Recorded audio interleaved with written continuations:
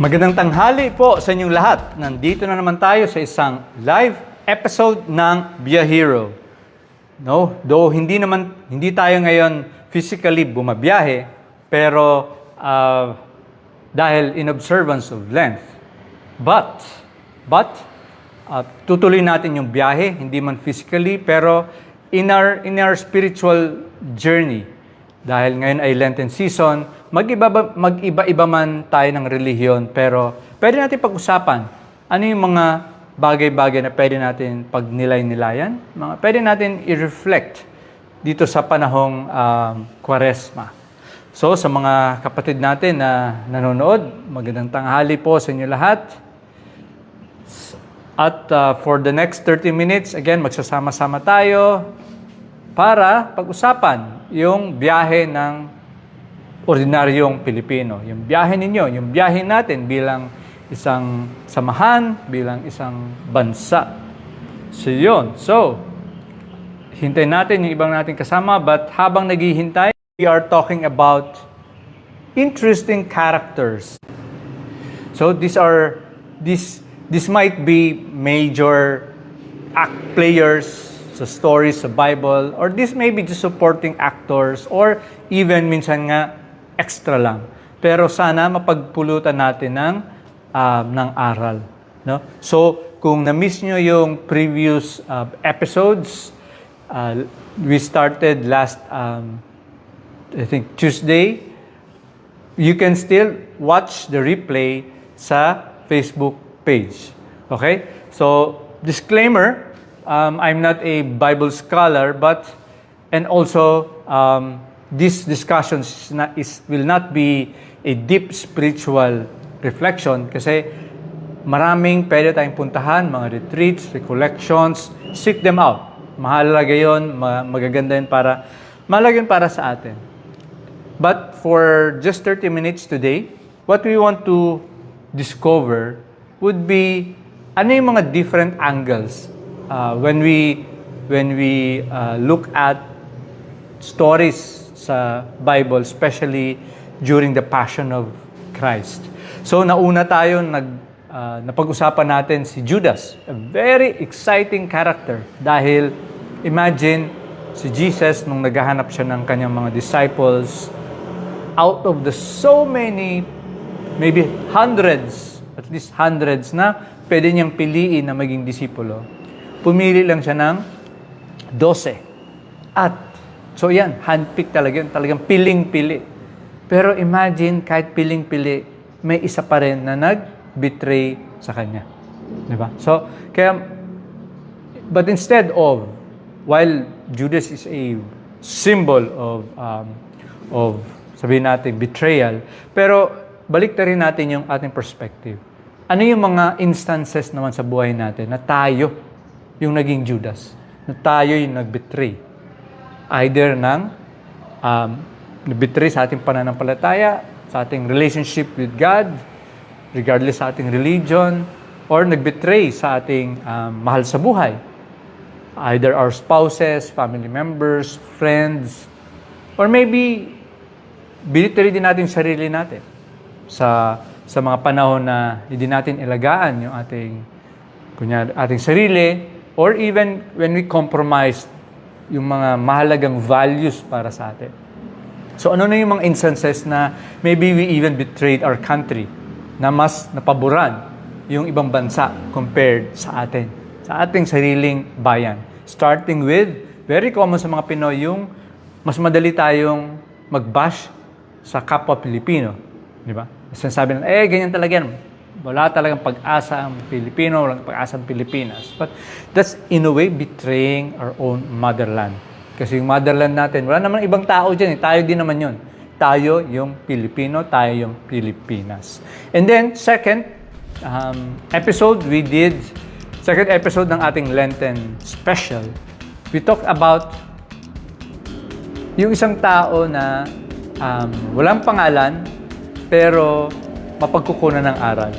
Ito yung taong habang si Jesus papunta na sa Golgotha, bit-bit yung pasan yung cross na malaki. At base sa kwento, dahil dumaan na siya sa matinding torture, physically and mentally, mabagal at madalas na natutumba. Kaya yung isang Roman soldier, wala yung pangalan, hindi na pangalanan, kumuha siya ng isang tao sa crowd. At ang pangalan ng Simon of Cyrene at inutusan niya. Halos pinersa niya na tulungan mo tong taong ito. Maybe out of compassion, but most likely dahil din, trabaho ko to, dapat matapos tayo sa oras, baka abutin tayo ng gabi nito, bagal naman ito. So, pinatulungan. So, ilang beses din sa ating buhay na tayo yung parang Roman soldier, na may nakikita tayong nangangailangan ng tulong, pero nahusgahan na natin, napangunahan na natin. Kriminal yan eh. Deserve niya yan. So, hindi siya dapat tulungan. Or, minsan, even mahirap, mga tamad yan eh. Pero, hindi natin nakita na maraming mga bagay-bagay na we have to reconsider. For instance, yung sa mga mahihirap na kung sa sipag lang, talo tayo sa sipag dahil grabe sila magtrabaho. Kaso, yung environment mismo, yung sistema sa ating lipunan, hindi favorable sa kanila. Kaya kahit grabing sipag, hindi sila umuusad. Okay? And also, I talked about, and you can review the story dun sa previous episode, na yung Gawad Kalinga actually may ginawang GK community sa loob ng isang kulungan para sa mga babae na ang tawag ay detainees. Detainees, hindi pa convicted. Yung inaasikaso pala yung kaso. Ang iba nga, hindi pa na didinig yung kaso. So, technically, hindi pa sila convicts. But, posible, many of them are, or some of them are innocent actually. Pero nandun na sa kulungan. Kaya, noong it was initiated by a warden, babaeng warden, na how might we build a community na hindi rehas? Para kung nagbibisita yung kanilang mga mahal sa buhay, lalong-lalo yung mga anak, nakikita nila yung nanay nila nakatira sa isang bahay, hindi kulungan. So, that's also, that's a lesson also in parang yung Roman soldier na instead na husgahan natin, agad-agad yung mga tao, we look at it from a different lens. And meron pa tayong pwedeng magawa bilang Kristiyano, bilang mga Pilipino, or even bilang mga Muslim, di ba? Sa ating kapwa-tao.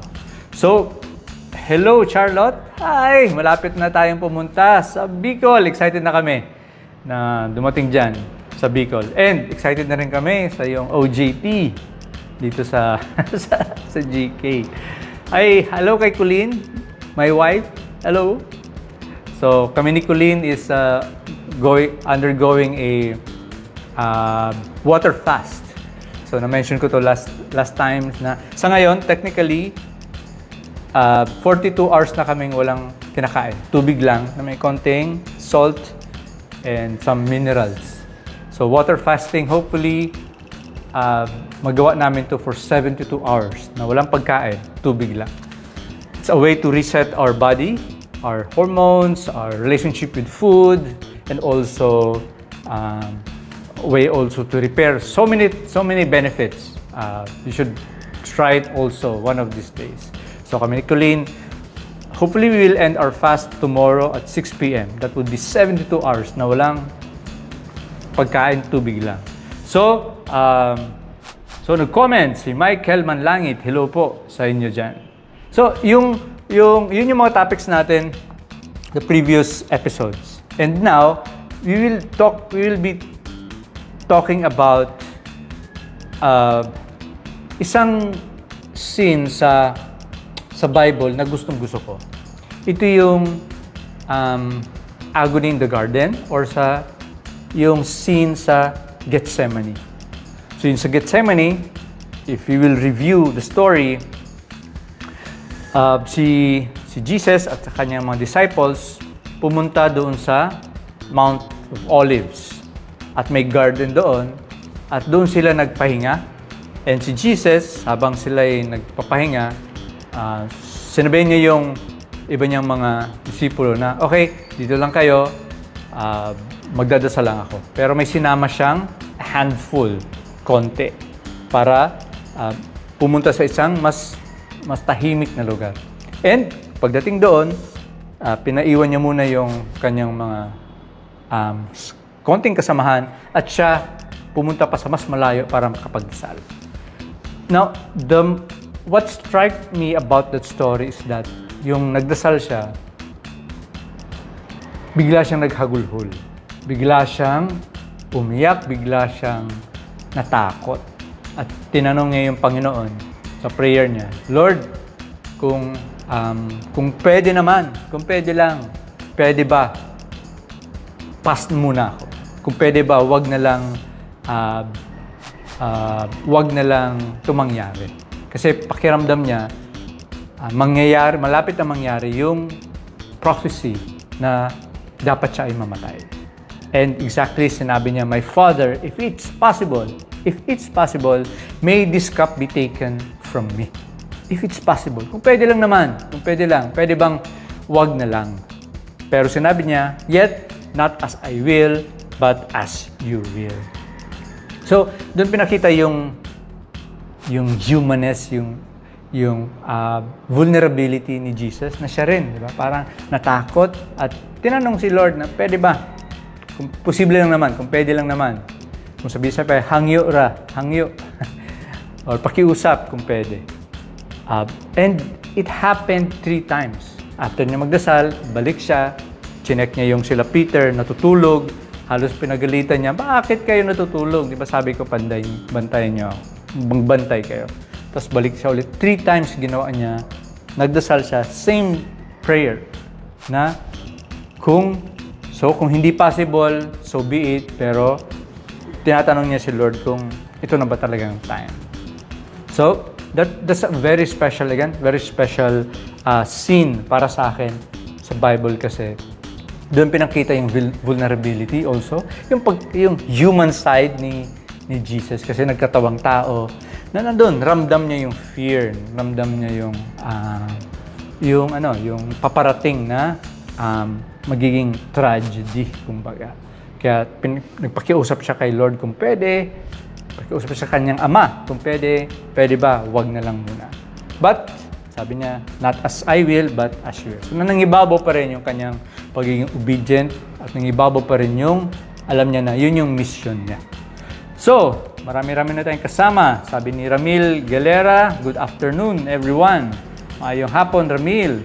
Si Julie 6, good day po everyone from GK Kahilwayan Village, Lambunaw. Wow, Iloilo. Magandang tanghali po sa ating mga kapatid dyan sa Lambunaw. So, nabisita ko na yung lugar nyo, I think 3 times sa Lambunaw. Si LV Abordo, hello from Pangasinan. Si Belle, bago lang ito nag-birthday. Belated happy birthday, Belle. Magandang tanghali po sa lahat. Si Ronel Serrano Libor, hi Kuya Dan, have a nice day ahead of you from Agusan del Sur, Mindanao. Maayo udto diha. Ingon si Elna Espedillon. Hello po Sir Dan from GK Francoville. So kung napanood niyo yung bagong video, I think yesterday na pinost sa GK page, ito yung kwento ng GK Francoville kung saan nandyan sila. One of the leaders is Tita Elna. So panoorin niyo yung kanilang kagandahan ng kanilang samahan at dahil sa buo yung samahan, maganda yung nagiging takbo ng kanilang livelihood program na nakikinabang ang karamihan. So, yung kwento natin is about Gethsemane. At I talked about gano'n yung para sa akin, special. But ang character na nais natin i-highlight today, hindi si Jesus, pero si Simon Peter.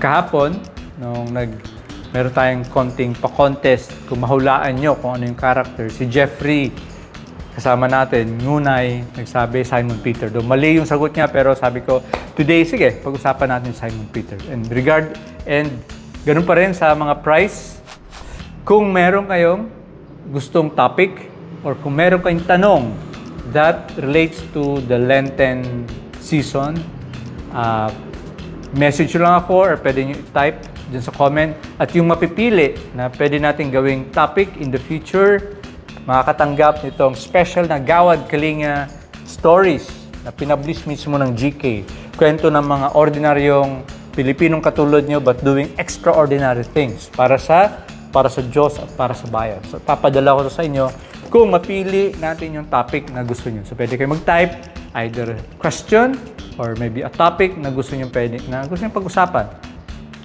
Pwede nyo i-message sa akin or sa comment section. So, yan, yung mga nagbati ulit. Si Willie Facun, hi Kuya Dan, watching from GK Moncada, Tarlac. So, maraming salamat ulit sa mga taga-Tarlac sa pag-alaga sa amin during Biyahero. Sabi ni Tito Dale, maayong udtos sa iyo, Kuya Dan. Ayun, nagbibisaya talaga si Tito Dale, pero taga-Bagong Silang yan. At sa tanan na bayani na pabiyahe sa landas ng magandang bukas ng bayan kong Pilipinas. Mukhang familiar yun mukhang kanta yun. But yes, kanta yun. It's from a song na mismong si Tito Dale nag-compose. One of these days, pwede natin i-feature. Thank you, Tito Dale. So, yung character natin ngayon is Simon Peter. Kasi, na-strike ako doon sa kwento sa Garden of Gethsemane dahil noong after 3 times nagdasal si Jesus, pagbalik, natutulog yung mga sila Simon, Peter, pinagalitan niya, dasal ulit siya. Yung last niyang pagbalik is eto na. Nandiyan na yung mga gwardiya, mga servants ng high priest, ng Pharisees, may mga dalang clubs, or ano ba yan, pwedeng batuta, or mga pampalo. At ang iba meron dalang sandata, mayroon dalang sword para kunin si Jesus. Maybe not arresto kasi hindi naman sila Roman soldiers na by law, di ba? Ito ay mga tao ng mga high priest that time, ng simbahan. At kukunin si Jesus. Now, si Simon Peter, interestingly, at I think na-mention yun sa, if I'm not mistaken, sa John. He drew his sword at nakipaglaban.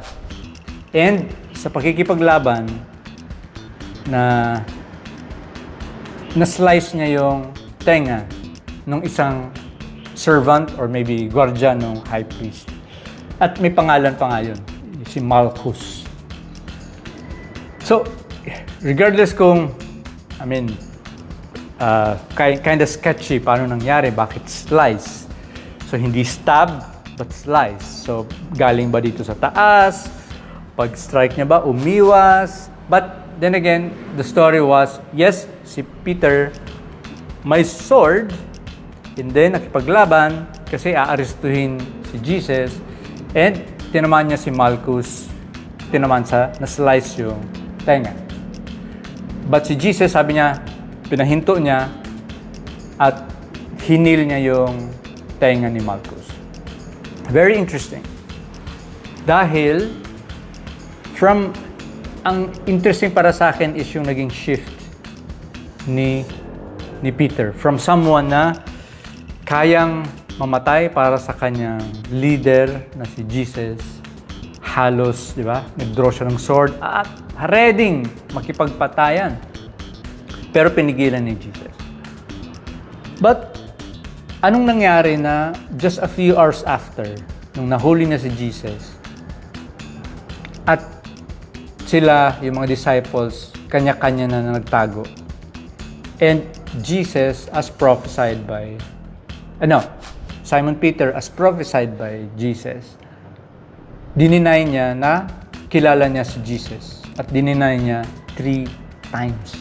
So imagine yung shift from someone na kayang pumatay para sa leader mo and then become 160, exactly the opposite na nung nahuli na si Jesus, dininay niya, nakilala niya si Jesus. So anong nangyari? So para sa akin, palaisipan niyo. Sabi ni Darlene from Northern Samar, maupay na udto sa tanan. Malapit na tayo pumunta sa Samar. Si Jovi Nalidok, Magandang tanghali po. Magandang tanghali din sa inyo, Jov. So, yun yung pwede natin pagnilay-nilayan at pagdasal. Anong nangyari kay Simon Peter na from someone na super halos makipagpatayan para sa kanyang leader, biglang nagbago ng tono na dininay niya na si Jesus 3 times. So, ano rin yung mga instances sa buhay natin na tayo mismo, very halos ang init ng ating suporta sa ating leader. Then biglang after ng kung anumang sitwasyon, biglang nagbago din tayo. Minsan nararanasan natin yan lalo na siguro sa eleksyon, di ba? Kasi gaya ng Peter, maybe I can just maybe guess na siguro nagbago yung posisyon ni Peter dahil una, siguro hindi niya naintindihan yung desisyon ni Jesus bakit sumuko na lang ng basta-basta. Kasi siya mismo gusto niyang ready siya makipagpatayan. Pero bakit nakita niya si Jesus na bigla na lang na sumuko? Hindi niya alam or hindi niya pa naintindihan na yun yung misyon ni Jesus. Pero para sa kanya, baka. Ano ba to? Diba? Akala ko all out tayo, pero biglang, bakit ganyan yung si Jesus? Basta na lang nagsumuko at sabi niya, walang maglalaban. So baka, maybe ganun. Hindi iba yung ini-expect niya. And at the time, especially at the time na sa mga taong naniniwala na siya yung Messiah, marami sa mga Hudyo, lalo na yung mga zealots, yung mga fundamentalist, na naniniwala na baka naman si Jesus na yung pag-asa nila na ma-save sila from the Romans. Kaya ang iniisip nila talagang laban, talagang rebellion. Diba? So may mga ganung tao, may mga ganung mga Hudyo na tinitingnan si Jesus that potentially a military leader or a symbol for a military solution or a rebellion. So maybe isa yan. Or baka naman, at the time, dahil nahuli na si Jesus, yung mga disciples, hindi pa malalim yung leadership. Na hindi pa nila kayang sila. Nasanay sila na all throughout sa kanilang yung mission life, maybe 3 years, laging si Jesus nandyan bilang leader. So sila, bilang disipulo, tagasunod, hindi na-develop yung leadership qualities. Kaya nung nawala yung leader, nahuli, sila biglang tumiklop. Diba? So, biglang naging leaderless. Kaya siguro, ganun yung naging reaction. Or maybe, fear of death. Na, baka iniisip ni Peter, naku, nahuli si Jesus. And mukhang dead end na to. Baka inisip niya, naku, wala naman tayong connection sa taas. Wala tayong connection sa gobyerno. Sino kaya yung pwedeng tumulong? Siguro because of fear na baka kami rin hulihin. Teka. Mukhang hindi na okay ito. Kaya sila mismo, si Simon Peter mismo, bumaliktad. In a way, bumaliktad in a way na dati matindi yung pagkipaglaban niya para kay Jesus, then biglang dininay niya na nakilala niya si Jesus. So, patuloy natin yung ating konting talakayan. So, sabi ni Leia Nungay, magandang tanghali po from GK Takasan. So, from GK Takasan, meron tayong in-upload din na video sa GK page, yung produkto nila. Ang tawag ay, ang ganda ng tawag, hindi niyo makakalimutan, is tilading. Tilapia na daing. Kaya tilading. Ang ganda ng pagkakapangalan nila Ate Leia sa kanilang produkto. So, meron din tayong maiksing post about dyan. So, pwede nyo check sa GK Facebook page. So, gaya nung nasabi ko kanina, nangyayari din to sa atin kapag may eleksyon. Na bago mag-eleksyon, ang init ng labanan, pumipili tayo ng mga iboboto natin. halos makipagpatayan tayo para sa ating kandidato. Both online, grabe rin tayo makipag-away, at pag may nagbabash sa ating kandidato, tayo rin ang init ng dugo na parang si Peter, na ready makipagpatayan kumbaga para sa pinipili natin na kandidato. So very familiar or very similar dun sa ginawa ni Peter. Pero after ng eleksyon, nung natalo na, kung natalo man yung kandidato natin, marami sa atin nagsishift. Nako, talunan, patay, wala na. And minsan, ang iba sa atin, ganun din, dinideny na yan yung binoto. Nahihiya tayo na yan yung binoto dahil hindi nakalusot. Whether kahit sa local elections, ganun din.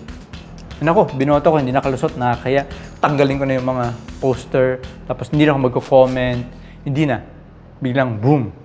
Halos parang, ay, hindi ko yan binoto. Parang si Peter, ay, hindi ko yan kilala. So, very common din sa atin na may mga ganong shift and kitang-kita yan minsan sa eleksyon. Kasi marahil yan yung nangyayari kung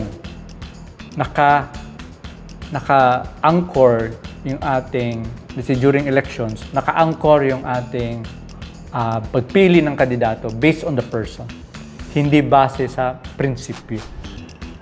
Ulitin ko, madalas yan nangyayari dahil ang pagpili natin ng kandidato nakabase sa tao, hindi sa prinsipyo. So, anong difference? Kapag sa tao lang, regardless kung anong prinsipyo niya, natalo, wala na. Pero kung nakaugat yung ating pagpili ng kandidato sa prinsipyo, kahit wala pang eleksyon, pero binase natin yung ating desisyon sa isang prinsipyo, ano man yung mangyari sa eleksyon, panalo tayo. Dahil binigyan natin ng pagkakataon, binigyan natin ng buhay yung ating prinsipyo. So, masyadong magkaiba. Kaya, para sa atin sa Gawad Kalinga, we have to choose our principles first. Then, after natin madesisyonan, ano ba yung mga sukatan? Ano ba yung mga prinsipyo na magiging basehan sa pagpili ng leader, whether lokal or national? And saka pa tayo pipili ng kandidato na sakto or swak or sinasabuhay yung prinsipyong yun. Again, dahil ano man yung maging resulta ng eleksyon, panalo tayo dahil pinanindigan natin yung ating, ano yung mahalaga sa atin? Pinanindigan natin yung ating prinsipyo. Prinsipyo na hindi lang para sa sarili, pero prinsipyo lalong-lalo na para sa karamihan. Kaya kung kahit matalo yung kandidato natin, hindi ibig sabihin natalo tayo. Dahil, again, sabi ko kanina, kahit anong maging resulta ng eleksyon, panalo tayo dahil binigyan natin ng buhay yung ating prinsipyo. Now, sa Gawad Kalinga, isang napakahalagang prinsipyo ay yung una sa serbisyo, huli sa benepisyo. Na kung may eleksyon tayo every 3 years, para sa inyo, lalo yung mga kapitbahayan na nandito, sinasabuhay nyo ito araw-araw, hindi lang every 3 years. Kaya saludo po kami sa inyo dahil bawat oras, bawat mga pagsubok, bawat saya, bawat activity or bawat programa sa inyong komunidad, sinasabuhay nyo yung una sa serbisyo, huli sa benepisyo. Na napakalalim pero napaka-importanting prinsipyo na hindi madaling makita sa ibang lugar. Kasi usually kapag may mga samahan, may mga organisasyon, kung sino yung mga officers, nangunguna yung kanilang personal na benepisyo bago isipin anong benepisyo para sa karamihan. Pero sa Gawad Kalinga, nakakatuwa na sinasabuhay niyo yun. In fact, maraming mga kapitbahay na ayaw nga ang maging leader kasi alam nila na pag maging leader ka sa Gawad Kalinga, naku, panay serbisyo yan. Halos huli ka talaga sa benepisyo. But, yung araw-araw nyo na pag-practice ng una sa serbisyo, huli sa benepisyo. Binibigyan nyo ng buhay at hindi lang, pinapakita nyo sa buong Pilipinas na posible. Posible tayong pumili ng ating leader based not on the person, pero based sa prinsipyo. Ulitin ko, pinapakita ninyo, kayo mismo, mga kapitbahayan, pinapakita nyo araw-araw. Hindi lang tuwing eleksyon, hindi lang tuwing national or local elections, but pinapakita nyo sa pagsasabuhay ng iyong samahan na posible na mangibabaw yung prinsipyo. Lalong-lalo na yung una sa serbisyo, huli sa benepisyo. So yun yung nagiging aral, no? Nagiging aral natin ngayong araw na ito. Nagmula doon sa kwento ni Peter during nung inaaresto si Jesus na una, pagdating ng mga magdadampot kay Jesus, si Peter nagbunot kagad siya ng kanyang sword at nakipaglaban. In fact, meron siyang nasugatan, si Malchus, pero sinabi ni Jesus, stop, wag maglaban-laban, at hindi lang yan, hinil niya pa, ginamot niya pa si Malchus. Pero anong nangyari na si Jesus from a very fiery, very passionate, na gusto magpagpatayan, biglang nag-shift. Nung naaresto na si Jesus, nakuha na si Jesus, siya naman ngayon, biglang nagtago at sinasabing 3 times dininay niya si Jesus. So, anong nangyari? Kaya sa atin, ang isang aral perhaps is that whenever we choose a leader, especially sa darating na mga eleksyon, importante na pumili tayo ng kandidato. Yes, but before tayo pumili ng kandidato, maging sigurado muna tayo ano bang prinsipyo ang pagbabasehan natin, pagpili ng kandidato. Para sa atin si GK, mahalaga yung una sa serbisyo, huli sa benepisyo. At sino-sino ba yung mga kandidato na sinasabuhay? So that even if matalo yung ating kandidato dahil hindi nakabase yung ating prinsipyo sa isang tao, kahit matalo yon, tayo ay panalo pa rin dahil binigyan natin ng buhay yung prinsipyo. So yun, so happy Thursday to all, sabi ni Eileen. Magandang tanghali sa lahat galing sa Gaud, Kalinga, Misamis Occidental. Wow, ang layo. And maayong udto ninyo diha from Zamboanga del Norte. And sabi ni Ate Erna, watching from San Francisco, Agusan del Sur. Maayong udto diha. So, mga kapatid, dyan nagtatapos yung ating maiksing kwentuhan. Ipagpapatuloy natin to every 12 noon. Right now, we are observing Lent. So, ang topic natin is about stories related to Lent.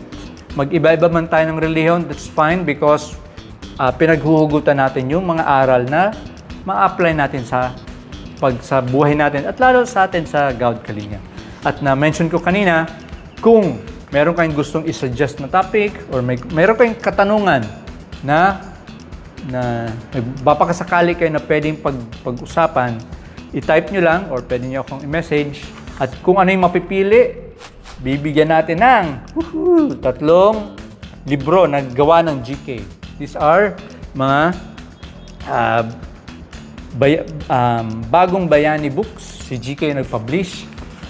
Pwedeng gamitin sa mga storytelling sa inyong community. So, sabi ng Gaud Kalinga from Zamboanga City, piliin ang kandidatong may puso sa mga mas nangangailangan at totoo ang pagserbisyo. Yes. Tatay Chinky from Cebu, maayong udto diha. Thank you, sabi ni Tatay Ching, thank you for the insights on Peter the Disciple. Yes, Tatay Ching. So, the best is yet to come. So, diyan po nagtatapos ang ating maiksing pagsasama. See you ulit tomorrow, 12 noon. Don't miss it. Usap-usap ulit tayo, magsasama ulit tayo. Hindi man tayo magkasama physically sa isang biyahe, pero kasama namin kayo every 12 noon. Every day for 30 minutes. So, maraming salamat po at yan ang Biyahero, ang biyahe ng bawat Pilipino. So, nandito tayo ngayon sa Gaud Kalinga Headquarters. Sinasabi natin na walang iwanan. Maraming salamat. God bless. And have a blessed Holy Week and have a advanced Happy Easter. Salamat po.